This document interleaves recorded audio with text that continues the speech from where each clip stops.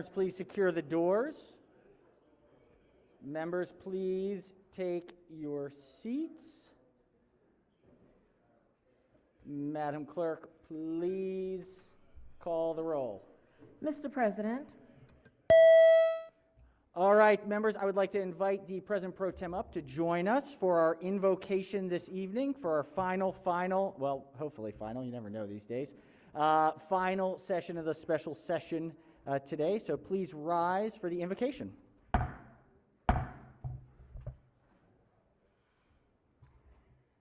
Good afternoon, colleagues. Let us pray. Father God, we come before you thanking you for your grace, mercy, and protection. We acknowledge that we are only able to do what we do because of you. We ask that you bless our families and our staff. We pray your special protection for our children and the vulnerable. For those who have experienced loss, we ask for comfort. Please protect those who teach, heal, protect, and serve others. We ask that you guide our president, leadership, and every member of this chamber. We welcome your wisdom and direction and ask your continued blessings over our proceedings. God, we invite you to order our steps, direct our paths, and bless the people of this incredible state. Amen. Chair recognizes the Minority Whip. Mr. President, I move that we would journalize the prayer of the Senate President Pro Tem. Without any objection whatsoever, we thank the President Pro Tem for her thoughtful and moving remarks, and we will journalize that invocation. All right, has everyone recorded their presence? If so, the clerk will take the call. With 44 members in the chamber and a quorum being present, the Senate of Maryland is now again in session. Announcements, any general announcements or comments before we jump into things here today? Appears not.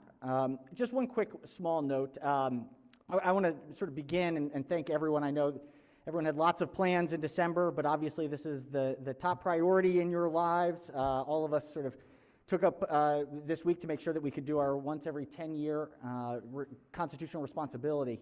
And so I just want to thank each and every one of you for being here and all of this process and going through this entire debate. I also want to thank the governor for acting quickly to move these bills along and review them quickly.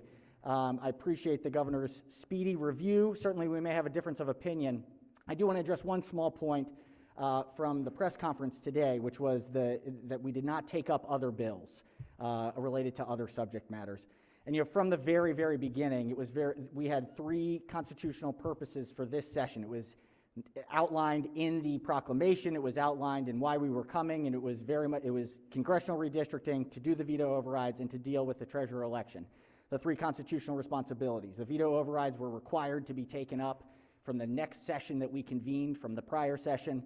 That was not something by choice. It wasn't by activity that we picked what was on the agenda. It was just simply what was here.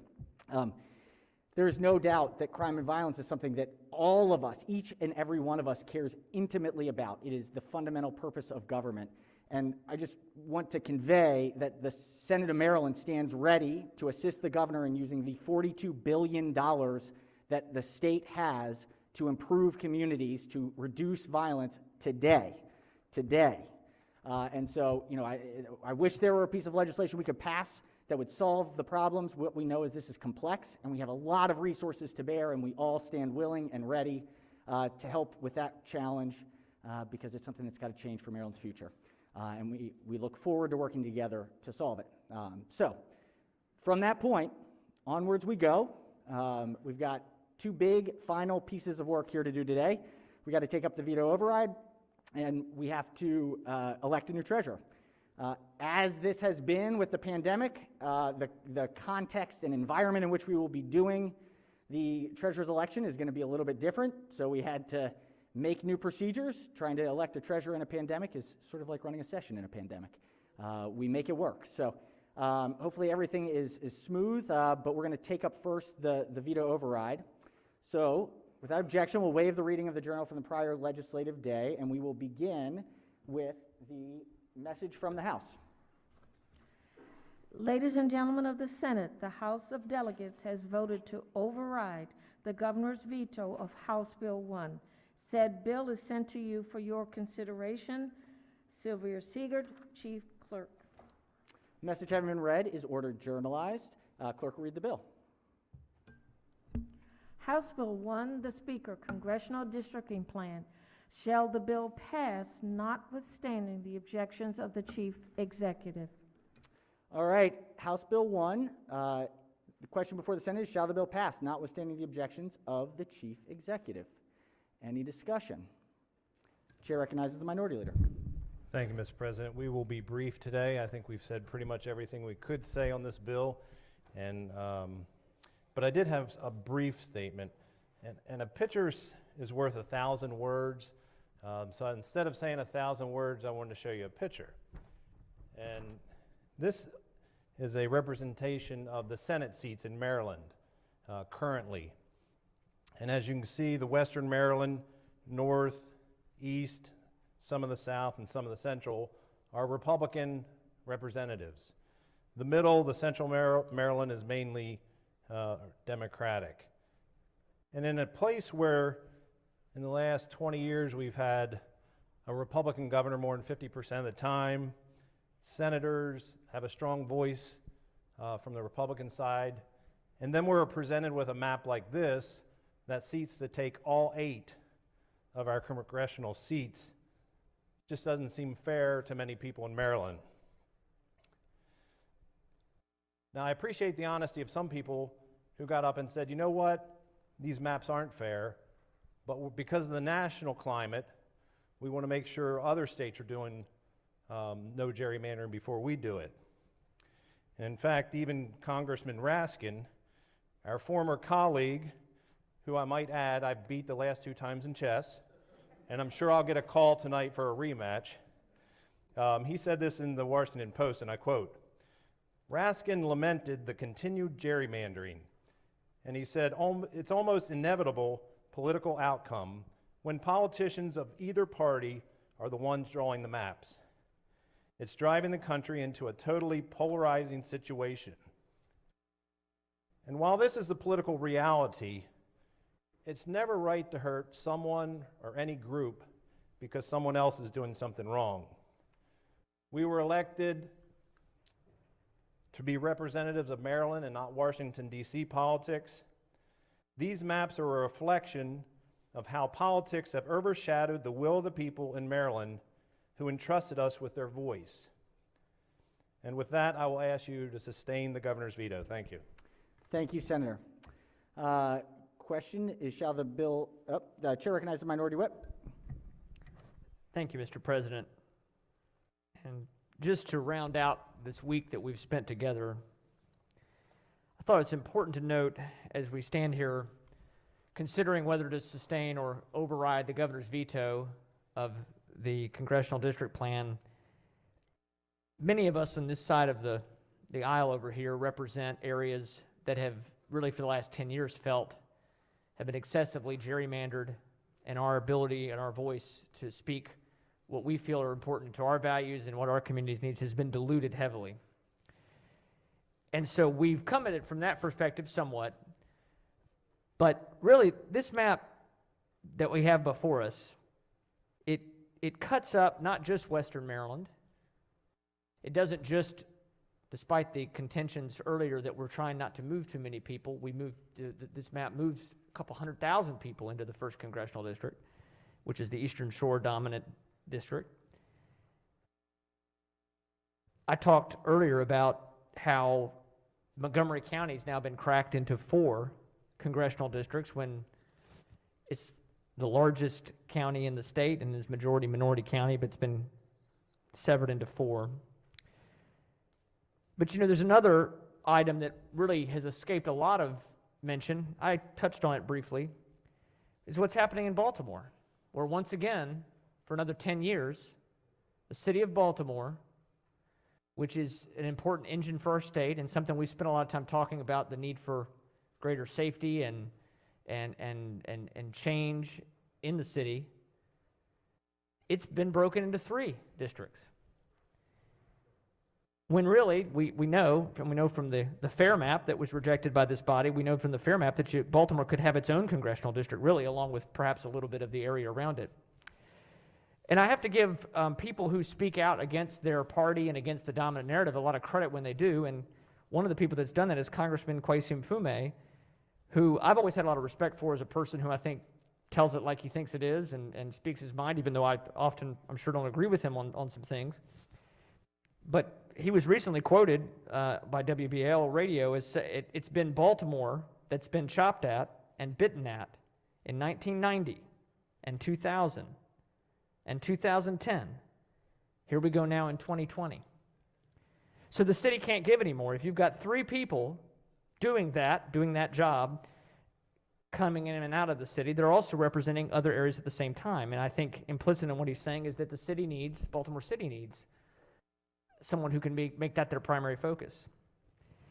So we feel the same way in Western Maryland. I know my colleagues on the Eastern Shore and folks in Southern Maryland feel the same way. I imagine a lot of Montgomery County constituents feel the same way.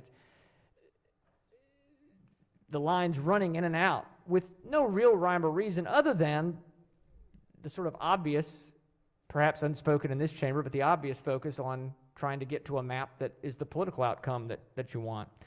One other source of information on this, another source of information I thought I'd share, not particularly friendly to my side of the street politically that often, is the Washington Post editorial board and editorial page.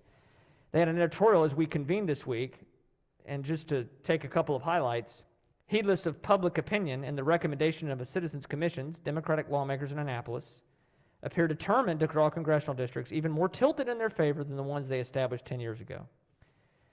Large majorities of Americans are fed up with being used as pawns on electoral maps, to be shifted, sliced, severed, and rearranged in service of sustaining a majority party's grip on power. And in the interest of full disclosure, this editorial criticized Republicans in other states, and that's fair. But they close with, Democrats' districts in Maryland make a mockery of compactness and contiguity, 2 traditional standards of nonpartisan map drawing. There's no secret about the majority party's agenda. They aim to unseat the state's lone Republican in Congress, who represents the 1st District on the Eastern Shore.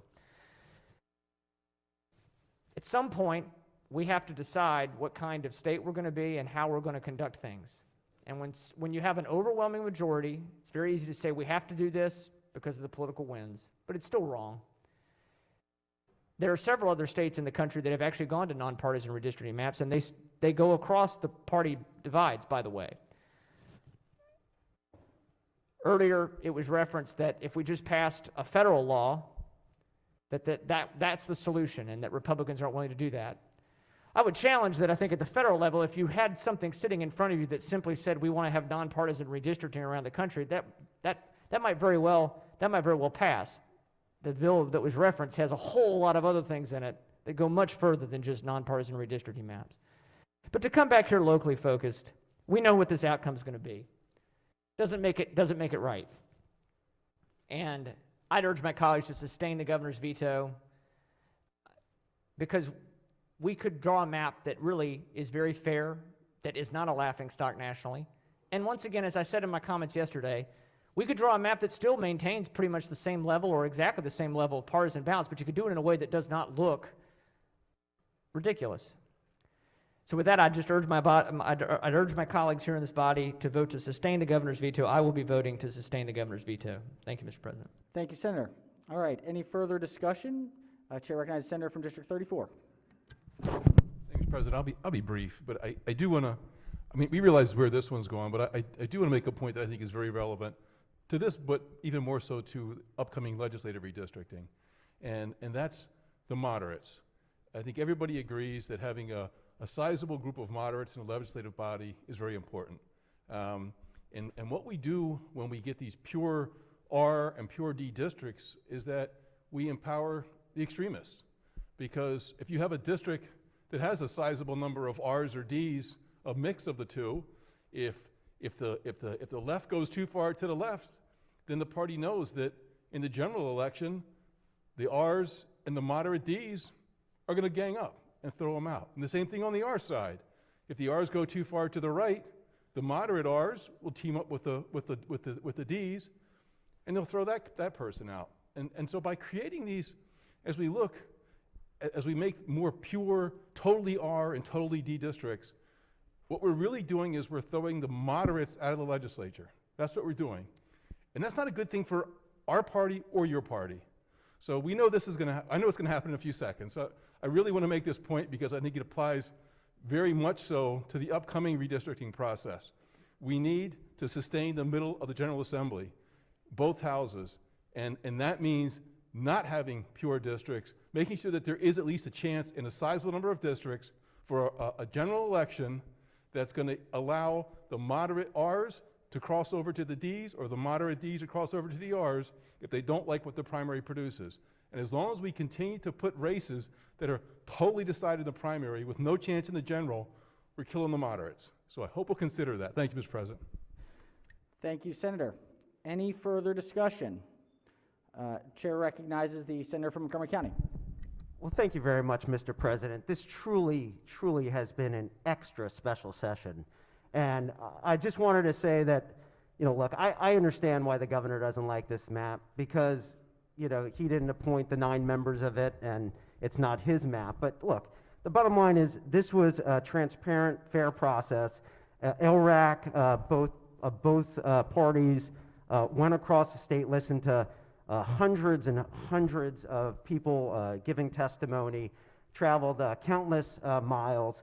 And look, what this map does is it provides cleaner and significantly more compact districts than the current map, demonstrates our commitment to the Federal Voting Rights Act, and make sure that those folks in communities are able to vote for their preferred candidate. And look, this is an opportunity for us to move the ball forward. Again, I believe that this was a transparent process, and we're doing what we can to make sure that people have their voices heard. And again, I'm just very pleased that we've been able to get House Bill 1 passed, and I would urge my colleagues to override the governor's veto. Thank you. Thank you, Senator. Madam Secretary, if we could ring the bells, and Madam Clerk, if we could do a quick quorum call before. Could we call the roll? Mr. President, All right. Has everyone recorded their presence?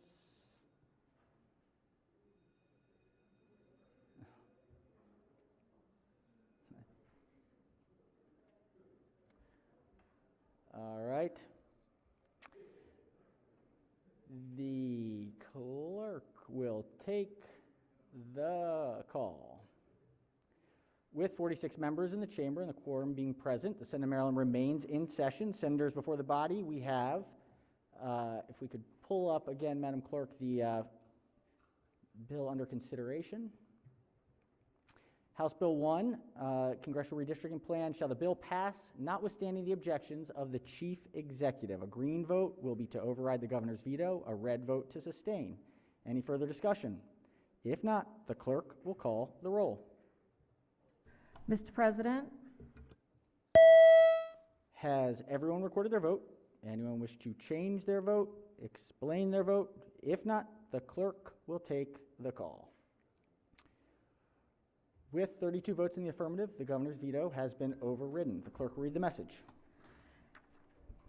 ladies and gentlemen of the House of Delegates, the Senate of Maryland has voted to override the governor's veto of House Bill 1, 2021 special session.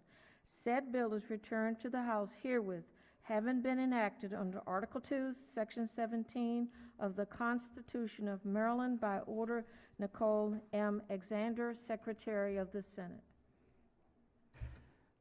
All right, message having been read is adopted.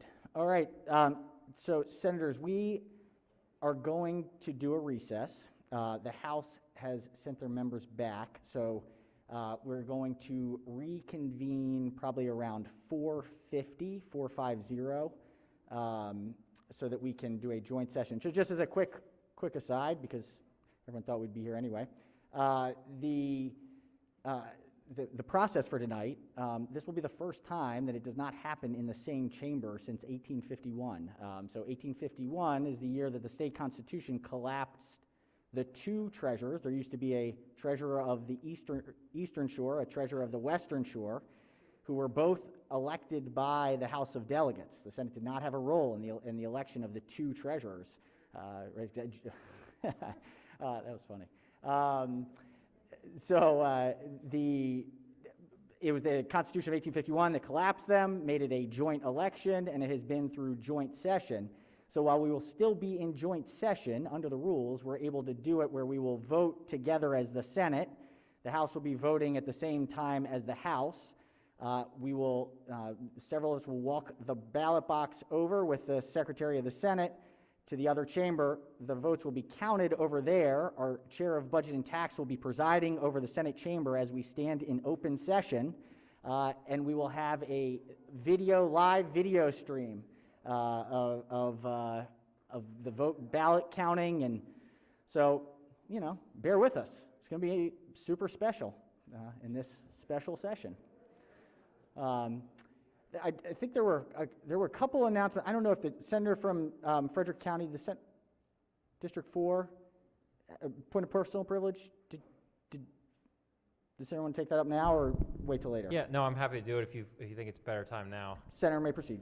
Well, thank you very much, Mr. President. And I don't normally rise on point of personal privileges. I know you all get to hear me plenty on the floor, but I did want to bring up a local issue which I think has state implications before we leave here. On December 1st, it was reported that Frederick County Public Schools, FCPS, had violated federal law on the use of restraining and secluding special needs students. The Department of Justice found that the school system had systematically and properly secluded students with disabilities in violation of federal law. The investigation opened in October of 2020 found that thousands of disabled students in our school system were secluded. From 2017 until the first half of 2020, Frederick County Public Schools made 7,253 seclusions on just 125 students. It should be noted that state law, our law, requires that physical restraints be reserved only for emergency situations. Unfortunately, Frederick County routinely secluded students for moderate behavioral infractions. In the 2019 and 2020 school year, Frederick County had 1,996 uses of restraint. During the same period, the number of seclusion incidents doubled to 1,604. By contrast, neighboring Montgomery County, which is a much larger school system, only had 640 fewer incidents of restraints on students despite having a much larger school system. Since the publication of this story on December 1st, my office has received a number of horrific stories from parents and whistleblowers within the school system who have provided me and my staff with heartbreaking details. My office has compiled what 4 parents and 1 teacher have told me, which I'm going to share briefly with you all. It should be noted, I've yet to have time to speak with all of the parents who have reached out to me. Parent A, I'll refer to, contacted my office to share that her son, 8 years old, was a student at Deer Crossing Elementary. He is highly intelligent and verbal. He was placed in a seclusion room, which is of roughly the size of a closet, for roughly a 3-hour period. Her son has Tourette's syndrome and has become more violent due to the seclusion. He also, due to this incident, has developed PTSD and had to be placed in a higher level program for children with more serious emotional issues. When the parent A went to the principal and requested documents, the school within hours referred her to CPS and turned her in which she alleges was retaliation. She was not given the records that she requested, and it was only due to a whistleblower that she was given the full records of her son's treatment. CPS was more concerned about the school system than, quite frankly, what was happening in her home. All of the details of her child's seclusion and retaliation were communicated directly to the superintendent's office. The principal who retaliated against parent A and oversaw this seclusion is still working within our school system. Parent B contacted my office to share that her son, who is autistic, was restrained 33 times including 6 times in one day. She was not made aware of these instances while he was attending Spring Ridge Elementary and was only made aware of them when he went to the middle school. The school did not notify her of these incidences. She never heard from the principal, even after complaining to teachers and aides about how her son was being treated. She said once she spoke out, she was the victim of retaliation. There's also, should be noted, there was an incident in which an aide harmed her son, and the district simply allowed the aide to resign. She informed the Board of Education of all this, and no action was taken. Parent C contacted my office to share that parents had been threatened and retaliated against her son, 8 years old, who is moderately autistic and is in a program called the Challenges Program. In one incident, her son repeatedly asked for water from an instructional aide. The instructional aide, in order to stop him from asking, gave him approximately 1 gallon of water within an hour to drink. The 8-year-old disabled student proceeded to urinate his pants. He was frightened, kicking and screaming, and he was placed in a seclusion room off and on for a period of 2 hours.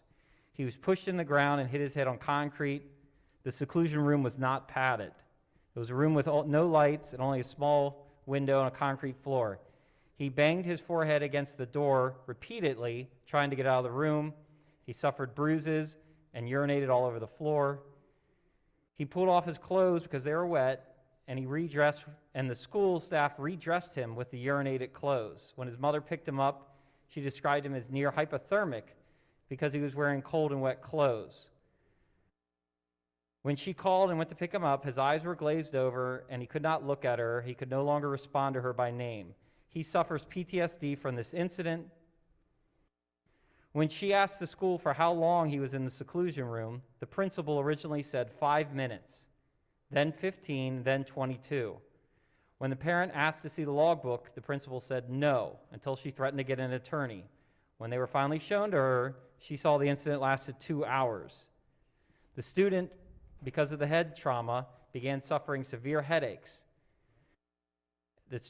She took him to a neurologist, and he was diagnosed with nerve damage to the front of his head, and he now results from terrible headaches. This parent had a meeting with Frederick County Public Schools, Frederick County Mental Health Services, Shepherd Pratt, CPS, and social workers. Their response was horrifying to her. The case manager stated there could not possibly be abuse in a special needs classroom, and that he was personally insulted by her allegations. Parent D contacted my office to say her kindergartner at a middle school is nonverbal and was strained and placed in seclusion room several times. The parent never signed a form to allow her student to be restrained. And finally, I had a teacher contact me to tell me that the situation is simply out of control at the schools, where at Spring Ridge Elementary, a student was allowed to break 16 windows and was never reported, and that the school system also took children who are severely emotionally disturbed in the pyramid program and put them on a bus with children who are pre-K students, and that a 12-year-old attacked the pre-K students, and this incident was never reported. There's also, she told me, as the Department of Justice investigation went on, no legal advice was provided to teachers, and teachers were not provided an attorney, and that teachers are often hit by students and no reports are taken.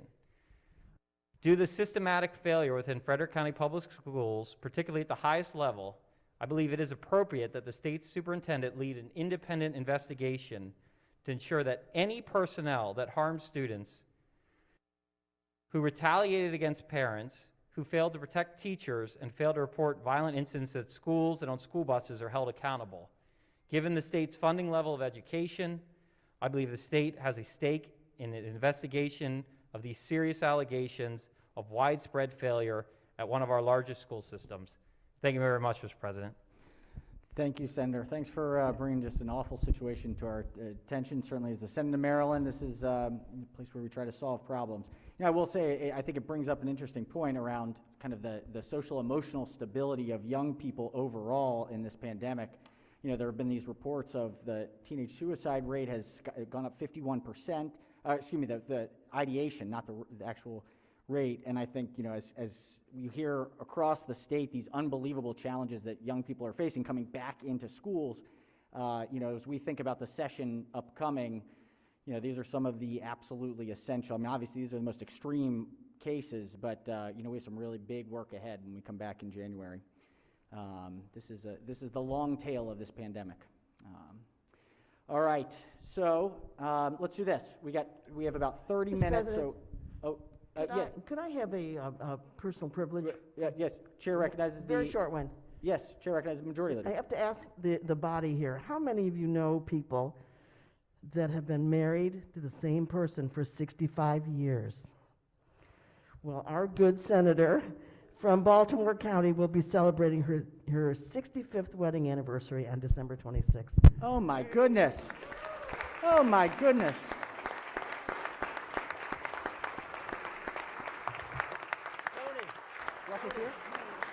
Okay. I'm doing it. I am so pleased that you brought that to our attention, Madam Majority Leader. Yes, Chair recognizes the Senator from Montgomery County. Yes, thank you for that, Mr. President. And I guess that was kind of a trick question because that, I think cumulatively, of all my wives and marriages, I might be competitive. Mr. President, not only was this a very special session, and thank you for pointing that out, District 14 Senator, this is a very special day because I will ask all of you to join me in wishing a very happy 44th birthday to the man, the myth, the legend, the warrior of the wasteland, the Ayatollah of rock and roller that we know as, Mr. President, permission to use the senator's name? So granted. Antonio Hayes. Hey.